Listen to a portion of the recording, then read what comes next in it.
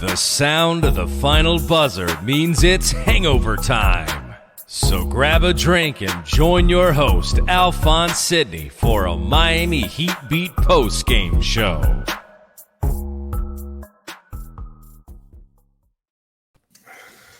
Welcome into this special edition of Hangover Time, where we are going to discuss the Brian Flores lawsuit against the NFL and all 32 teams. It's a class action suit. This is a really big deal. This is, a paradigm shift maybe for the NFL. I mean, we're talking Curt Flood.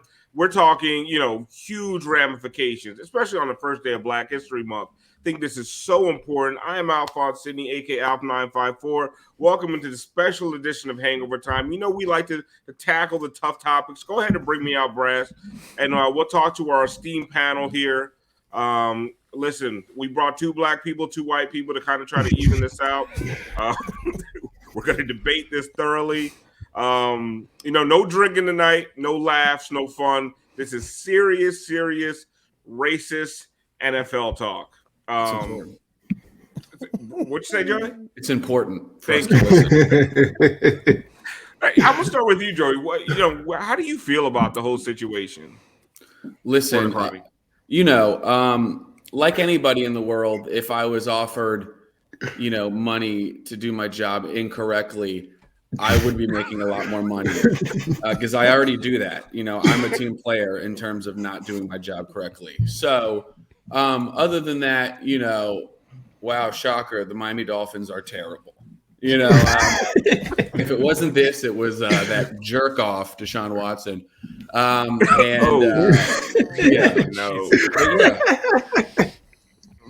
All right. Let's get to the real talk. Heat lose. I am Alphonse Sidney, aka Alf954. Welcome into the Miami Heat Beat postgame show. Hangover Time. If you're watching live on Twitch, we love you. Thank you very much. Hit us with the subscriptions. Give subscriptions to NBA officials. Don't tell them the EADAD. That will get you suspended from Twitter for a week. But go ahead, send them a subscription. They need it. Send us bits, whatever that other stuff is. And if you're watching the replay on YouTube, thank you. Go ahead and hit that subscribe button, hit that like button, but always try to catch us live after Heat games. The chat be lit. Kenny's internet is good tonight, so there won't be as many jokes, but we will find something to laugh at. Joey's here, so we're going to have a good time. And before we get to players of the game, bums of the game, whatever the hell you want to call it, let's find out what everybody's drinking.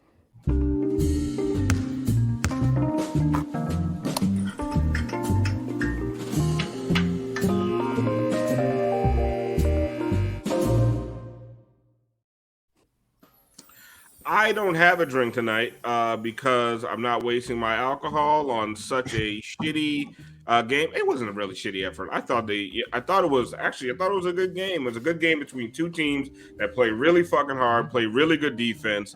If you're gonna say anything, that he gave up a 15-point lead in the third quarter, but that's gonna happen against a team that plays as hard as the Raptors.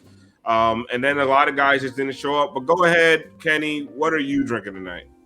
So I made a vodka lemonade, but after finishing this game and the two before that, I'm going to just go ahead straight from the bottle. I don't get hungover, so this is fine. Yeah, there you go. Nice. What little baby-ass bottle you got right there? Yeah, I'm cheap. That look like Tito's. You stole that. It is Tito's. Nah, I'm cheap and I don't drink that often, so I got this little $8 shit. Tuesday on back-to-back. Cut on some slack. Yeah. Yeah, I'm chilling. Put that in your But pocket. I don't even at the store.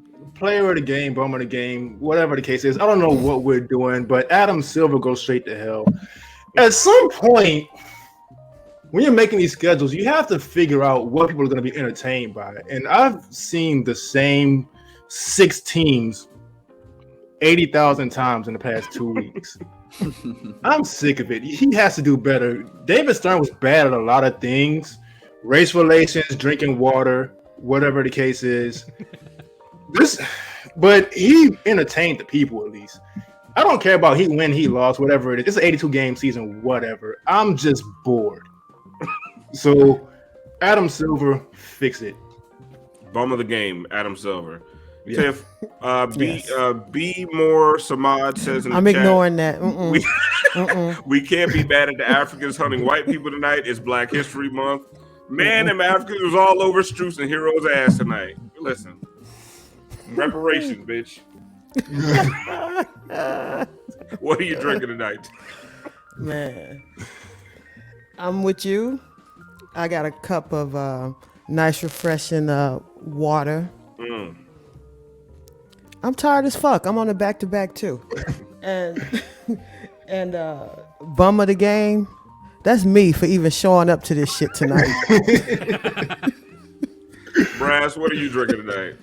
I am drinking. I just made a daiquiri. It's just white rum, demerara syrup, and lime juice. And I don't know. The bum of the game is fucking Apple.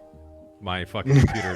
I didn't even get into it last night. But like my computer, my iMac that I got like a year ago, just a little over a year ago. It's like it's fully stacked out thing. Just like died, and they have no Apples. I don't know what happened.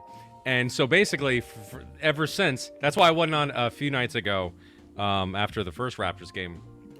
And then ever since, I've been trying to move shit to my other laptop, and it's a mess. And that's why we started a little late tonight, because I ran into some a little bit of an audio situation. So I'm fucking fed up. I didn't even watch the fucking game, except the last couple minutes, which were dog shit.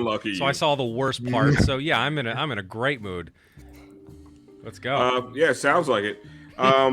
Joey, you know about ruining computers. Yeah, physically and virually. Yeah, those websites you visit on your mom's computer. Your roommate's computer. It's a lot of dark web. What are you drinking tonight? Who's your bum of the game? All right. Well, this is 1 part Red Bull, 1 part vodka. It's a blueberry Red Bull. I was gonna say, why it's so dark? Yeah. So I would say my player of the game is Bam Adebayo, even though we wasted the Bam game. You know, who knows the next time we're going to see a 30-point Bam game. So we wasted that, but, you know, he still got – it looks good. So. Kenny, I mean, Bam responded to last night's stinker with 35 and 11. He just didn't get very much help. Tyler, the 18 points looks okay, but he was bad for most of the game. Duncan disappeared after the first quarter again. I have my thoughts on anytime he picks up, the third foul in the second, fourth foul in the third, him going to the bench and just never seeing the floor again, and then running Max out there into the ground. I don't know if that's very beneficial to anybody, let alone Max. Like, Max is getting hunted on defense, and he's not hitting. So I don't understand, like, who gets benched, when they get benched. I think Spo tried to bench Tyler, but Caleb was out there looking trash, so he had to bring Tyler in, and Tyler scores 5 points straight. To me, the juggling act is getting fucking old. And I think that's where the general malaise of this group that we have on the screen right now, plus the group we saw on the floor, like at some point, going into every night, not knowing who's going to play, not knowing what role you're going to play, not knowing who the floor general is, who is going to be handing out assists, who's going to be where, and this and that, what defense you're going to be playing from possession to possession, because you have no fucking clue who's going to be out there. Like, it has to be exhausting at this point. Yeah, it's the opposite end of what we saw earlier as far as the team gelling no matter who was out. I don't know what just happened there. But yeah, as far as whoever was out there, everyone gelling. We're seeing the other side of it, in the more realistic side. I don't really understand the Duncan thing, because Max has been he was pretty horrible tonight after a while. If Duncan's in foul trouble and you're not going to use him anyway, you can at least let him out there for a few minutes and just give him a shot. But he wasn't hitting anything. Max ain't give him a break. Yeah, if for nothing else, to give Max a break. Duncan's been he's disappeared the past few games. It's unfavorable matchups. Both these teams switch a lot. Fine. Whatever. But yeah, you can't really exhaust Max. Max, he's played those minutes throughout the year, but he's not meant to. Not yet, at least. He still has some stuff to do, some conditioning, whatever the case is. I'm just sick of these teams. I don't even know what I'm talking about anymore. Tiff, I just feel like I feel like they petered out like Kenny did at the end there. And I mean, this fourth quarter execution is continuing to be a problem.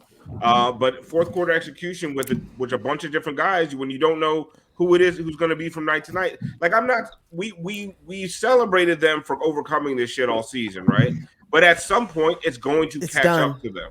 It's over, right? I was gonna say to you, this shit turned into Cinderella real quick. I mean, we was all hype. Everybody had their dresses. Bitches was going to the ball. We was like this. The shoe fit. The shoe fit. Kenny had good internet. We was living. But what did we learn real quick? When that fucking clock strikes midnight and you hear that ding, bitches go back to being hoes. Yeah. Glass slippers go back to being pumpkins. And guess what? That's how the story went, but okay. I'm just making it up as I go. But the moral of the story is bench players always go back to being bench players. They done carried us as far as they can carry us. They done literally carried us to the All-Star break pretty much. Yeah. It's time. They're tired. Their bodies have never seen this many minutes in their lives. Their bodies are waking up like this. praying somebody have a good game so they don't have to play 30 minutes. Like this is, they all hit the wall at the same time. I don't know if y'all noticed it, but they're all hitting it at the same time, which is not good.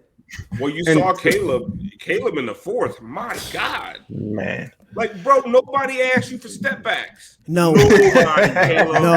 No. You know what I'm saying? In the second quarter, maybe, but in the fourth quarter, the close game, Caleb, nobody wants you doing step backs. Like it was just. Brass, it's like Tiff says, like people are turning back into pumpkins, and I don't think Tiff or myself or anybody disparaging these guys. No, not at all. They've been great. How can they you? gave the you reality. the 1 seed, right? Yep. And even for them now with Bam back, PJ back, Jimmy back, but they're in and out, back in and out. These guys, they played well when they knew they were getting minutes. Now, how do they know what's going to happen from night to night? Like it's starting, like I said, it's starting to catch up to them. Yeah, I mean, at least Bam had a good game tonight, though. I mean, and that's been big takeaway. Yeah, that's a big takeaway. I mean, that's nice. It's in a loss, yeah, but I mean, it's still he's been really missing that something, and it seemed like he got that back a little bit tonight. So I mean, that's good going forward. I see a lot of people in the comments asking about Kyle. I mean, the only thing I could say to that is just like, listen, if they, you just got to be patient. Personal reasons, family or whatever. I mean, just you got to take not that our business. You have to take that at face value. Not our business. Don't assume that there's some nefarious weird shit going on.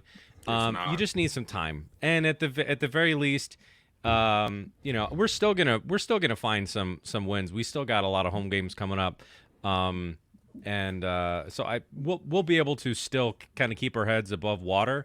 But until Kyle comes back, when Kyle comes back, I feel better about things. Bam certainly played better when Kyle was on the floor. And so, this is just another one of those games. I don't have too many takeaways. It's just like it's another annoying one. But yeah, I mean, you can't rely on these players, man. You can't rely. They got us this far. And again, if that's all they got, fucking thank you. Thank you for your service. Yeah. Really. For the yurts of the world, thank you. Yeah.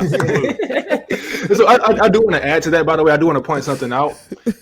A big reason why they are kind of petering out is they're on a scouting report now. It's been about half a season, and you're noticing the beginning of the year, everybody was saying, "Hey, Max is a great defender." I'm like, wait, teams don't know to hunt him yet. Kenny, you lying? Ain't nobody say Max was a great defender. Oh, you ain't seen the timeline. Oh, you ain't seen the timeline. We didn't see it. First, I'm the number one Struce. I'm the number one Struce fan. I'm telling you. No, Tiff, you gotta. No, but Tiff, you gotta remember, I'm the quote unquote dunking guy. People was at me all day. Max is this Hall of Fame defender. You gotta play him over. Hey, and that's not a knock to Max, but these guys are on the scouting report now, so now teams know what to do with them. Yeah, so, I mean, Max is better than none. Oh, Absolutely. Somebody just Adams asked. is a better defender than none. Yes. Well, I mean, I will say Max is a good one-on-one defender. Yeah. Yeah. One-on-one for sure. Okay, not good. I mean, I would say good. He's decent. He's I would say decent. good. Like, he can keep himself in front of somebody. It's just a team defense. If you start passing the ball too quick, Max be like, "Oh shit, hey, slow that shit down." And also the thing is, he's got girth, but he don't have height. So when you're playing this type of team, any team that's got 4 people that's at least 6'7", there's nothing for him to do. Yeah. That's it. There's nothing else he can do. Joey, what do you think about his girth? I mean, really, he really does, turn into a pumpkin. But I think everyone's right. I think we just have to appreciate what this group of misfits have done for us, like these last 10 games, and that's it. You know what I mean? It's like, yeah, it was cute. We had the twin game. We had Max shot 10, but it's just like it is what it is now. And I feel like we still aren't at 100%. We still don't have Kyle. It's personal. I'm minding my own business. But I will say that, this team still has things that has to work out, and why not just play Hercules for like the next couple games? Just put them on cruise control. Give them like 20 minutes. Seriously, like let some of these dudes rest. He's I got do want to see COVID. That's the problem. Yeah. Girth in the interior. Oh, there it is. Yeah. Speaking of Like I girth, said, I don't have all the sounds ready. Like I'm off my game. Sucks. But even with everything going on, I mean, that's a stupid Strus fucking technical. A missed free throw from Bam. Like they had chances to win. They had the opportunity. Yeah, and honestly, like Brad said, for Bam to come out after last night and give you 35 and 11, man, like I just you just want to say, okay, hope this carries over into San Antonio. Because I don't know who San Antonio's got on their team. They got the DeJounte, whatever his name, Murray, and I don't know anybody else on their team. tall white guy. They have there's a tall white guy at center, I believe. I want to say Micah Potter, but I think that's wrong. Is that next game the game that got postponed? Yes, that's our watch party game. Jakob Poeltl. Oh, Jakob? Over. Oh my god. Yeah, Jakob Poeltl. Why put that game in the middle of this? Because they were supposed to have 4 nights off. Yeah. Yeah. And then here we go. There's a game in they got to go from Canada to San Antonio, which is a short flight, I believe. It's right around the corner. I wouldn't know. I'm American. We don't know anything. It's about as far south in the U.S. as you can go, Kenny, from Canada. It's like a street. It's a very long way. Hey, I want to shout out some subs. I want to shout out some subs that we got last time that happened at the end of the show, and we didn't get a chance to call them out. Only Glasses gave out 10 community gift subs. So I don't know if you're here tonight. I want to thank you for that. That was awesome. And I'm sorry we didn't get to that. That was like right at the tail end. So appreciate you, Only Glasses. Thank you. Well, this is February. It's Black History Month, and we here at Miami Heat Beat, we try to say that Hangover Time is a Blackish show produced by Brassjazz on YouTube. So we want to, we're going all month long. We are going to highlight some great moments in Black history as only Hangover Time can.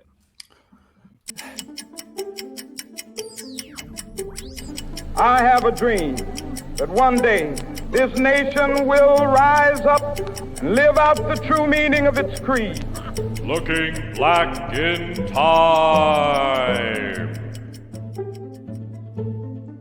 Why is February so important to Black history? The 13th Amendment, which formally abolished slavery, was officially approved on February 1st, 1865. In this photo, almost 100 years later, President Harry Truman proclaims February 1st as National Freedom Day. He is flanked by leaders of the NAACP and the reigning MVP of the Negro League. This was another edition of Looking Black in Time.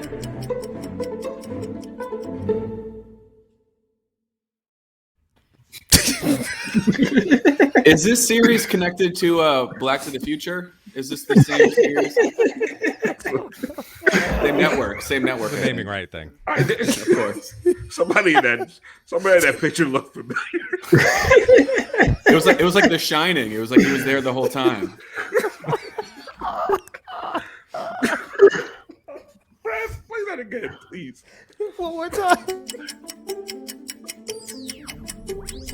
I have a dream that one day this nation will rise up and live out the true meaning of its creed. Looking Black in Time. Why is February so important to Black history? The 13th Amendment, which formally abolished slavery, was officially approved on February 1st, 1865. In this photo, almost 100 years later, President Harry Truman proclaims February 1st as National Freedom Day. He is flanked by leaders of the NAACP and the reigning MVP of the Negro League. This was another edition of Looking Black in Time. What? Stay tuned for more of those this month. Oh, we got 10 more of those. Even he looked confused why he was there. Me, son? Me? Me, son? What are you over there, son? Oh, we need the All-Star break back. I'm just saying. Oh, man. The funny part is the whole... Mr. Ed says, I am so scared for what this segment will become in a few weeks. Hey, look, we don't know. We don't even know what it's going to become. So good luck to us. We've been trying to figure that shit out all day. Oh, that's fucked up. Anyway, Joey, you look like you don't get it. I get it. I get it. I totally get it. Joey off beat. All right, y'all. So, I you know what? Before I do want to get to Joey's segment real quick, but before we go to that, I want to hear from 1 to 10. Like, how concerned are you right now that because Nikias was pointing this out in the chat, on the timeline that he doesn't see exactly how they make it out of the second round. Your level of concern about the Heat making it to, let's say the conference finals, Kenny. I'll say like 5. It'll depend on matchups at the end of the day.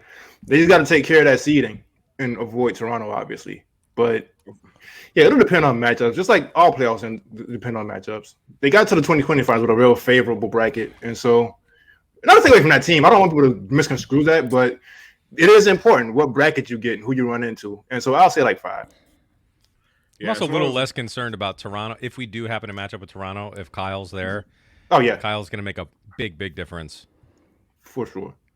Yeah, Raptors, but I'm assuming full health. Yeah. Right. If at full health, even with their half-court problems when Kyle was playing, what is your level of concern? Like, do you think it's Eastern Conference Finals are still in the picture? Because some people are like bailing on this team after a 3-game losing streak. Yeah, I'm not doing all that. Assuming full health.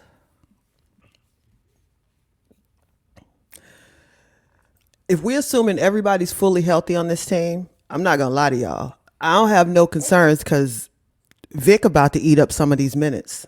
Mm-hmm. Yep. So call it how you want it, and I keep saying your favorite's favorite gonna be sitting on the bench if Vic is fully healthy. He's looking fully healthy. Well, these frustrating Caleb and Gabe and Duncan. Tell it like it is, because it's the truth. Duncan ain't closing. Duncan has no chance of closing. He ain't closing. I mean, he's not closing already. He ain't closing now. If Depot comes, and if Depot comes back fully, listen, I'm telling you, I heard he can't get right. So somebody gonna have to come up off some minutes because attach that tendon to his knee. That shit helps. Right. We got him last year. I mean, he wasn't ready. He wasn't even ready last year. And you look at those 4 games that we had him last year. It was a transformative trade. It was exciting. It was very exciting. So you take this team that we were high on just a few games ago, and if you get Kyle back, you finally get all of our starters back, and then you add Depot to that mix. I'm sorry, I don't think at full health there is anything to be concerned about. I really don't. So just if you feel that way, fine, but fucking keep it yourself. Just chill. We'll be fine if we're healthy. Actually, I want to lower my number because I always forget about Oladipo. I'm at like a 3 now. He's gonna. Yeah. He is your. We keep saying either they make a trade or they don't, but he's your real in-season move. He's your mid-season pickup. Yeah. He's that dude. So and what is he? He can give you what? Just if he healthy. On an average night, Vic is giving you 20. And half of that is him is busting ass going to the rim. So that's an element that they are missing. They are missing badly. rim pressure badly. And especially on a night like tonight where Gabe just can't stop fouling. All right, well, Gabe, time for you to get the fuck out the game. We got another defender. So the problem is Gabe even going to see the game, right? He might not. He might not. It's a few people. I'm telling you, if he's healthy, how can you keep him off the court? Healthy and looks good. You can't keep him off the court. Change. Yeah, he's not going to be. The whole rotation is going to be different. Yeah, Joe, you saw that scene in Dark Knight where Joker breaks the pool stick and tells those 4 guys to fight. Yeah. That's going to be Gabe, Caleb. That is the perfect comparison. Fight for your spot, damn it. Yeah, I mean, like we're not even at the All-Star break yet, and we're is this it for the team? I think fully healthy. You know what I mean? This team, and like Kenny said, with the right bracket. I mean, I see us coming out of the East. I'm not scared. You ain't scared. Wait, I want to comment on this. What is this? Rito the kid, Rito? Because this is also what people don't want to talk about. Well, it was one of the things when we were having those arguments about who should Duncan start or should Hero start. Neither. I think it's eventually if Duncan gets supplanted in the starting lineup, it's going to be by Depot. And honestly, everyone hates the Tyler Duncan minutes. There's some stats that show them in a 2-man lineup is not the defensive liability a lot of people think it is, especially because they're not going to be playing in crunch time. They're going to be beating up bad second units. Like I never wanted Duncan out of the start. I never wanted Hero to start over Duncan because I hated the way that bench unit was going to look. But if Depot's in the starting lineup, or even you could put Hero in the starting lineup for Duncan if Depot looks good. Because Depot gives you that punch off the bench. Mm-hmm. I just always wanted one of those guys that's going to put some pressure on the rim on the bench, because without it, like that is a lot of, Gabe and a lot of guys who are just trying to figure shit out from possession to possession. And look, I'm going to be honest. I'm the quote unquote Duncan guy. They might have to look at some different stuff. Get Oladipo available. Hey, I love Duncan. I love the shooting. He's done some historic stuff in the Heat uniform, but PJ's 87 years old. Cal's 86. They gotta win now. Ain't no time for ain't no time for being sentimental or we paid him. We gotta take care of the business.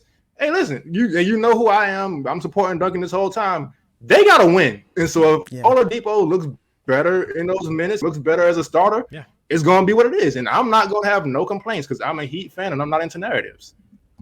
Yeah, don't be out here like praising the organization left, right, and sideways, and that you question Spo of what lineups he throws out there. No, if you buy into this, you buy into the whole fucking thing. You can't be talking about how great a job Spo is doing, and then worry that like he benches your guy. Your guy. Like, that's fuck your guy, whoever that is. I don't care. Yeah, they don't care about your guy. They're gonna roll Chris Silva out there again. I got a problem. Oh no, listen, we can't. We don't need Chris Silva minutes. But look, question. Anytime if Chris Silva were the Dolphins coach, he would have collected that check and fucking sat home. That's for damn sure. If I would have set black people back all the way to the back of the bus, because a bitch would have been, how you want me to lose? You want me to lose big? You want me to lose small?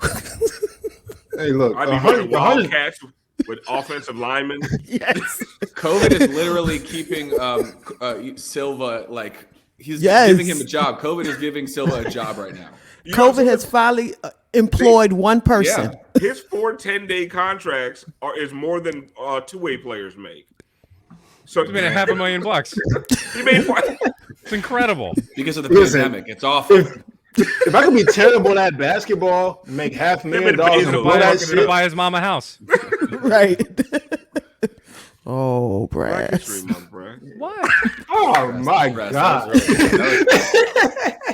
Brass, we could buy houses now.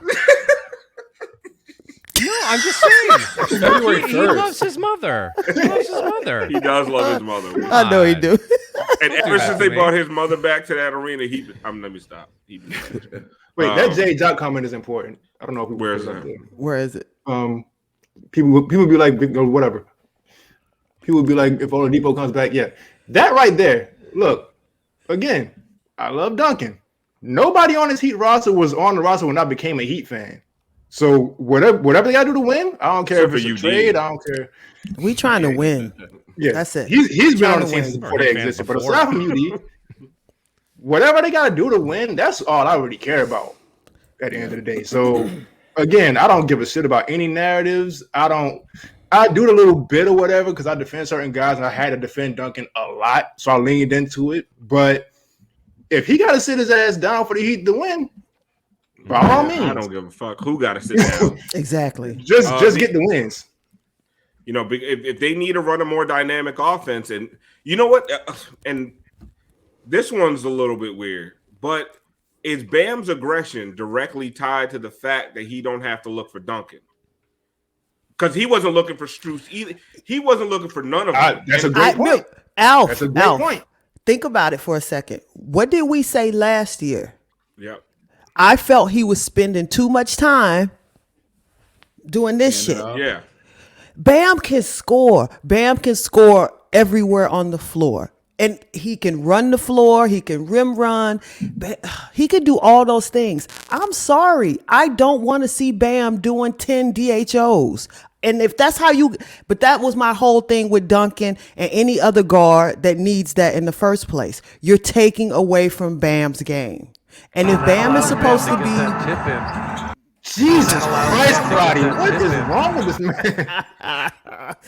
But it's true. If you're grooming Bam to be your next, let that man flourish. Like, it's okay for him to get a couple assists here and there, but I'm sorry, don't spend the whole night fucking looking for guards. And this is what I was talking about on WAP with Frankie and Kenny. Here's my question: is it like an RPO in football, where the quarterback has the choice, run pass option? And if like, how bad do people get at Tua or the coaching staff because Tua's not getting aggressive and throwing the ball downfield? When if it's a run pass option, is that Tua constantly checking out of the pass, right? Is this Duncan constantly checking out of his own? I mean, Bam checking out of his own offense to get Duncan going? Because at some point, right, as much as I love Bam, if he never improves a second, I think he's a max player, right? I think what he is, fully formed as he is right now, is a max player because what he does defensively is just, you cannot replace that. But if you want to be that guy, and you want to be the guy we all know you can be, we got to stop blaming the coaches. We got to stop blaming Duncan. We got to not blame Max or blame Jimmy. Like, the whole Jimmy's occupying his space. Right. Go get your space, motherfucker. Yep. You understand what I'm saying? And that if he doesn't have that mentality, he doesn't have it. But one thing I don't want to do anymore, like I brought up the Duncan thing because it's more of an indictment on Bam to me than it is Duncan. Yeah. Duncan ain't taking the ball out of his fucking hands. Duncan's running the play. Now you have to make a decision. What, like he had a like Nakia's pointed out, he had a push shot in the lane. The same shot Dedmon made like 3 plays later. Mm-hmm. He had it. Instead, he takes it and he dumps it to Jimmy, who is trapped on the baseline with nowhere to go. Like, at some point, that ain't Jimmy's fault for occupying his space. Nigga, you had a shot. Take the shot. Like, so that's where I'm at. I don't ever get disappointed in Bam's offense because I don't expect shit. You know, you can't be disappointed if you have no expectations. But I'm also not blaming nobody else for his offensive struggles. That's on him. Nobody knocked the ball out of his hand or dribbled it off his own fucking foot. Jimmy ain't do that. Bam didn't. Spo didn't do that. Malik Allen ain't do that shit. I don't know. Pat Riley, I don't know who the fuck you want to blame. Bam needs to take. There needs to be some accountability for Bam's struggles, and I'm okay with saying from time to time, this shit is on Bam. It's not on anybody else. And I do want to say too, because I do have 2 different things. But so he's not a very skilled scorer at this point. He is athletic, but at this point, he is in his 5th year. That is on him. And I do want to clarify, this is not the Bash Bam show. We don't do that here. This is definitely not the trade anybody show. That's dumb. But at some point, he is in his 5th year. And so while I was telling people what he's not great at and what he shouldn't be doing, that's kind of on him. His touch around the basket, you've been in the NBA for 5 years. You can work on that. I know. He's not great at breaking people down off the dribble, really. But you have ball handling responsibilities. At some point, you get in the gym and you work on your game to make that an option. He is great. I did say in the pregame, there's maybe 5 or 6 players in NBA history who can do what Bam does on defense. This is not the Bash Bam show. But we can't just point the finger at everybody else. And we also can't pile on him either. Because it is what it is. Bam is great. But he has things he has to work on, and that's also fine. He's doing his job. Yeah, he's doing his job at the end of the day. But he need, when we need more, I don't want to hear Spo's holding him back, this and that. Yeah, Spo turned this motherfucker into the poor man's Clint Capella into a max player. Yeah. I mean, do you guys remember the comps out of college? Yeah. Yeah. He was just a catch it. There's a lot. Fake Bayudo. Shout out to Nikias Duncan. Joe, what you just say? He was a what? He was a lob threat. And that's it. He wasn't bringing up the ball in crunch time. He wasn't operating from the top of the key, 11, 12 assists a game. That's not what everyone thought he was going to be. So this whole idea of Spo's holding back, I don't want to hear that shit anymore. And like Spo does have accountability, of course, but I'm done with all that. Let's put his development in full perspective, because I think people kind of overlook this part. The Heat were coming off the 30-11 thing going into that draft, right? This was not intentional. This was not a master plan. Bam was drafted to be Hassan Whiteside's backup. Yep. Yeah. And so when you see how far he's come from that, you can't knock him too much. Yeah, he does have to improve. I'm not giving him an excuse on that. By now, he has plenty of time. He had plenty of time to develop his offense. It's gotten great. Could be better. But let's not just overlook what he's done either. I thought of one thing that I've been wanting to bring up is I hear a lot of people when we had the 1 seed, we're a 3 seed right now, but by just the thinnest of margins. Mm-hmm. But when we had the 1 seed, other people were knocking us around the NBA about like, oh, stop pounding your chest, like it's the regular season, no one fucking cares. It's all about postseason. Hold the fuck on. Because why do other teams get a pass for that, but the Heat don't? Oh, absolutely. And I mean that because like Milwaukee's been fucking floundering lately, but no one is like, ooh, Milwaukee is really they hit some hard times. They go, well, listen, Milwaukee in the postseason is another beast. You know what? So is the fucking Miami Heat, because we were in the finals 2 seasons ago. All right, and last year we know how that all went down, and they were just completely shot at the end. So we still have the potential to put out a fully healthy team. That is still in the fucking cards, people. That's still in the fucking cards. All right? So we can still go into the fucking playoffs completely fucking healthy. I don't understand. Other teams get so many other fucking passes, and I get so pissed. Yeah, so tiring. Nobody wants to see us shine. And I also saw some of the same all over the country. We warm.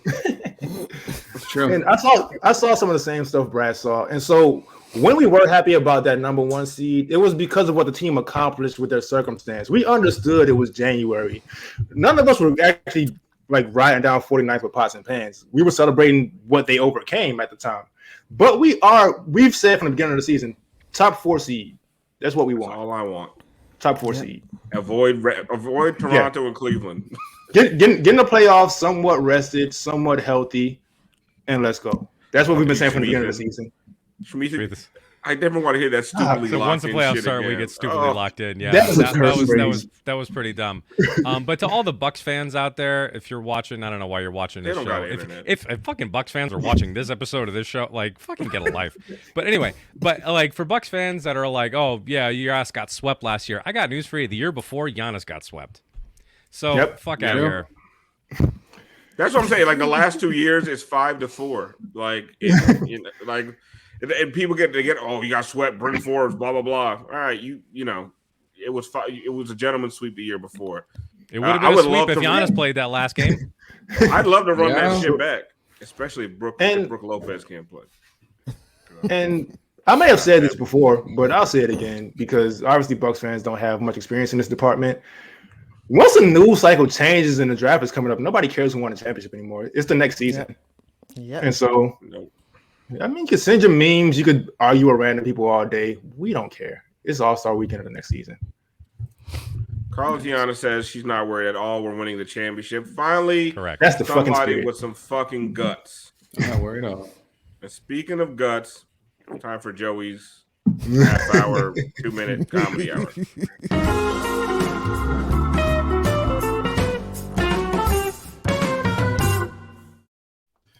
All right, guys, how's it going? All right, thank you.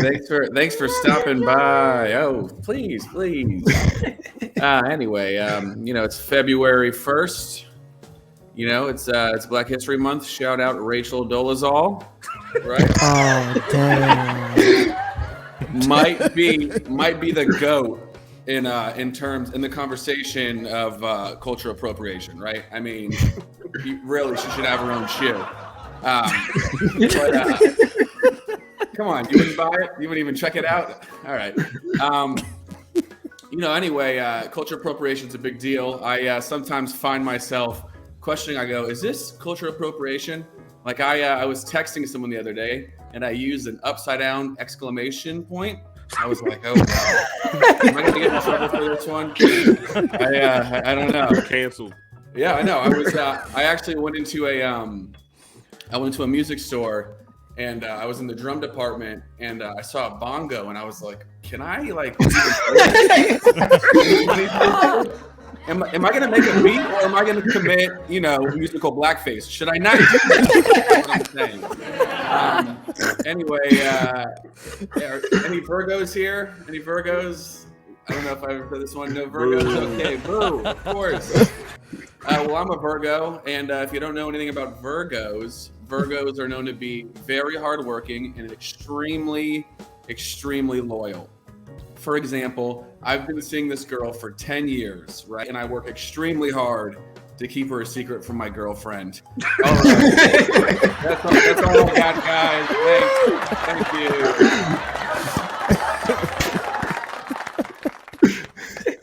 I was so convinced you were going to say the Rachel Dolezal shoe was just a white shoe painted black. I wasn't waiting for it. Go ahead and use that one for your stand-up act. Oh, yeah, yes. Oh, let's shout out again. Only Glasses gave out 10 community gift subs again, so that's 20 in the last two shows. So thank you. Gonna hit him one time. I didn't have a drink. I'm gonna finish mine. 20 subs with 3 losses in a Kenny, row. You got a little baby fucking bottle. I got the glass though. I got the glass too. I know, but you talking about I'm gonna finish it. He's got the Fisher Price. He's got the Fisher Price set. Yeah, like what we Kenny stole that bottle. I'm telling you, he stole that shit.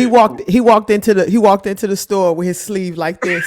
Got that from Waterloo City. Kenny's the reason you can't bring your backpack at the gas station. Oh, Kenny, come here. When he's drinking out of a soy sauce bottle.